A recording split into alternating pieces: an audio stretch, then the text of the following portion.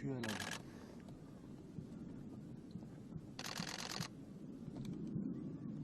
Düşüyor.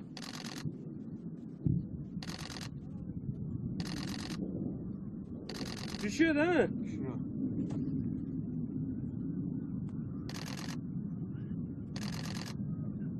Düşüyor.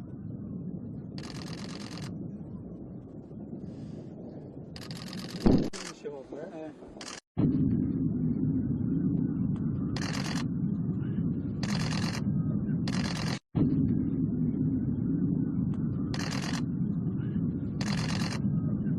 Düşüyor.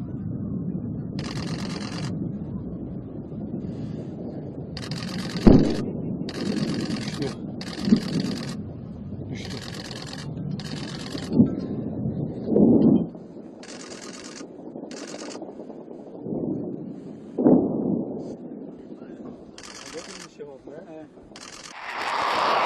NATO says it's been tracking an unusual burst of activity by Russian bombers over the Baltic and Black Sea. It said its jets had intercepted 4 groups of Russian aircraft in about 24 hours since Tuesday. However, the organisation admitted the Russian warplanes had not crossed into NATO airspace and that they were exercising their right to fly in international airspace. Meanwhile, the Polish defence minister has said he wants a greater NATO presence in Eastern Europe. He also said that Poland is drawing up a long-term plan to shift some of its military strength towards its eastern border, closer to Ukraine and Russia, in a move which will be seen as provocative by Moscow. Since the crisis in Ukraine, NATO has intensified training exercises in Poland, and it plans to create a new rapid reaction force with its headquarters in the west of the country.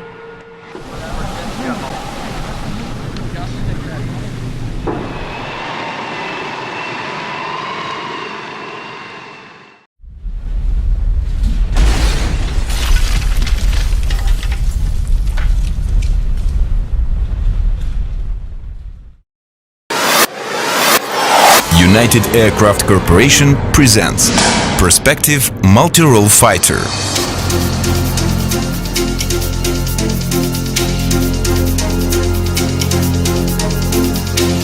Fifth generation multi-role fighter.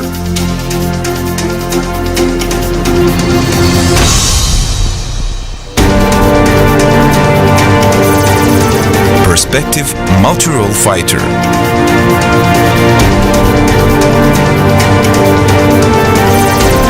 The future is now.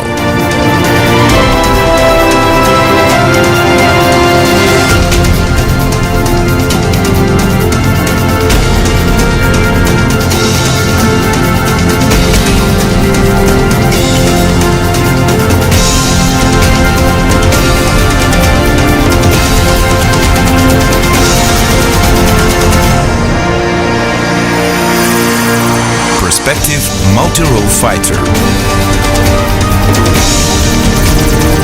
Quality weapon with cutting-edge technologies. High speed and maneuver capability.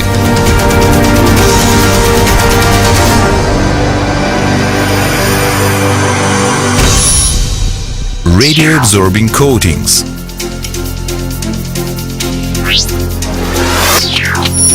Low radar signature. Complete data interchangeability.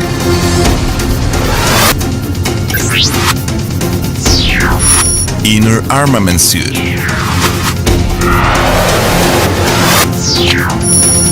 Advanced torque variable control engines.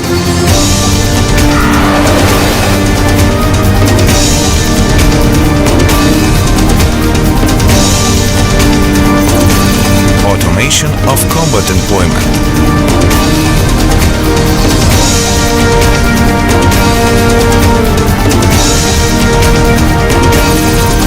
Enhanced survivability.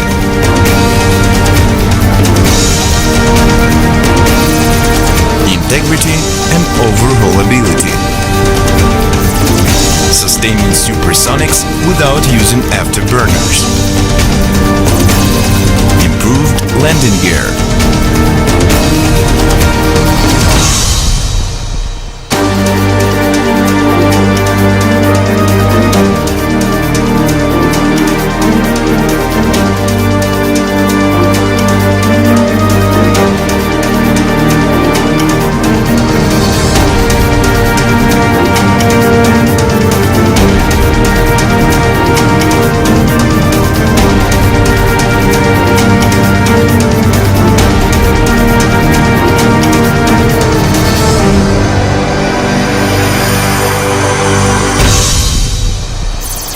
Perspective multi-role fighter.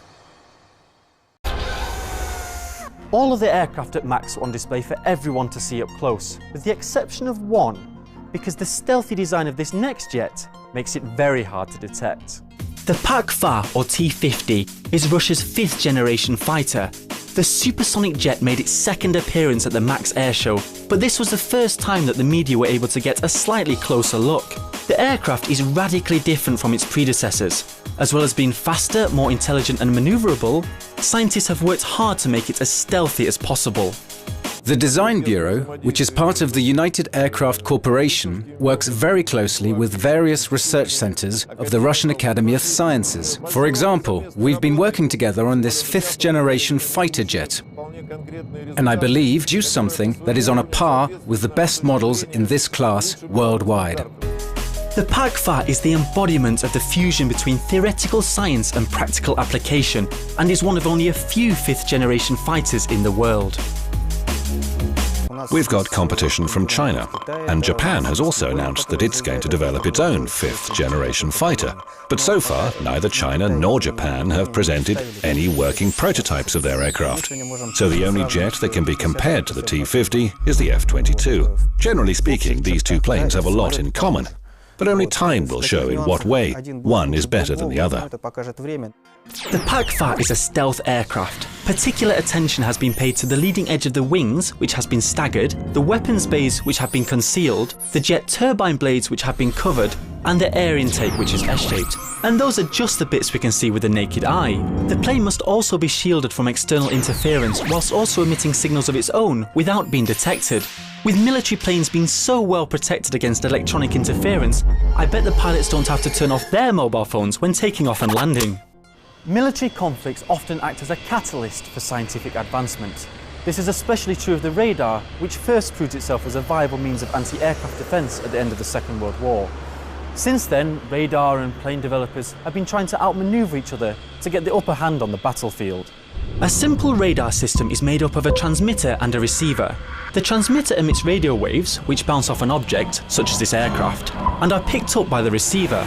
Military radars can broadly be split into two types: detection and search, and targeting radars.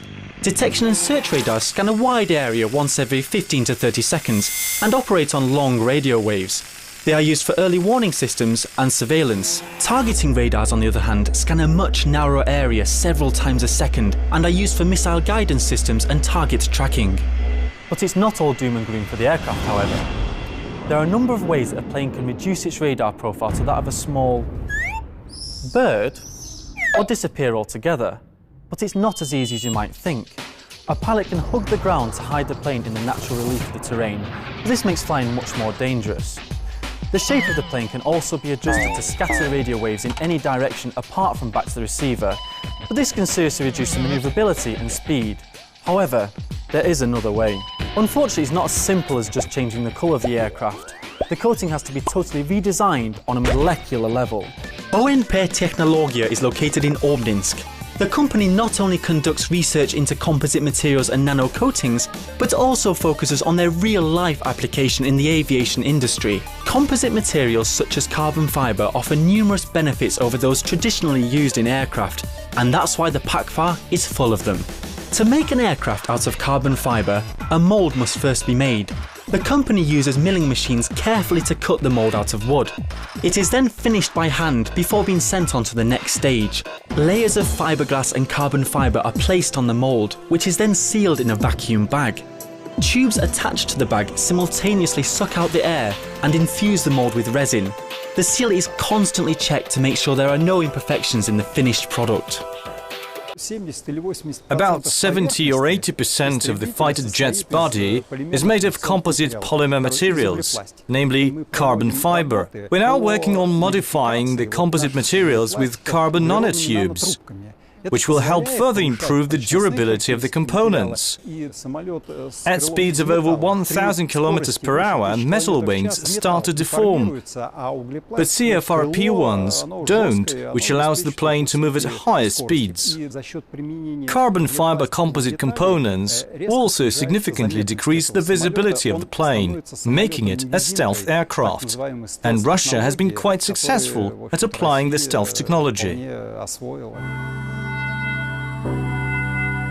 As well as manufacturing composite aircraft components, the company also specializes in producing multifunctional nanocoatings. A number of institutes around Russia have been developing nanocoatings for aircraft canopies, but unfortunately they didn't meet the high standards required for the latest jets.